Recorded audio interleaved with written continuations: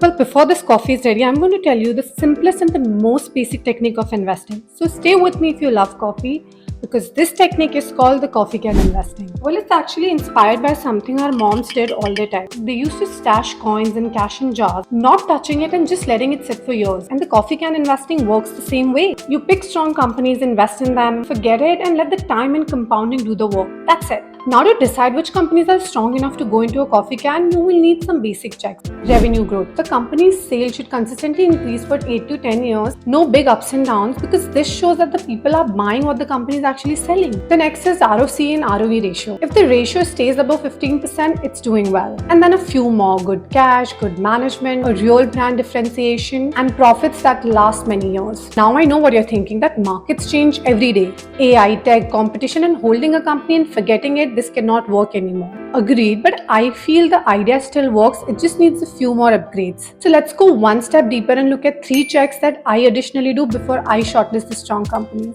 First, are they still investing for the future? Open the annual report and investor presentations of these companies and look for where the real money is being spent. Search for phrases like capex plan for next 2-3 years, R&D spend increased by so and so percentage, because if the investment stops, the growth eventually stops too. Look at this data by Tata Power. This tells you that the company is actually building for the future and not just talking about it. Second, always compare plans with execution. Take Kaynes Technology for example. In September 2024, it announced a semiconductor plant in Gujarat with a planned capacity of 6.3 million chips per day. In June 25, the pilot production started. In October 2025, they shipped India's first commercial multi-chip module. Anyone can announce big plans, but execution step by step is what creates long-term wealth. Third, are they becoming hard to replace? You can spot this by using just a few phrases like multi-year contracts, the order book, patented tech, or exclusive license. Let's take an example of Bharat Electronics. They have an order book of 70,000 crores. Their moat really comes from the government trust in their system, and the scale is actually measured by the number of large-scale orders they already have in hand.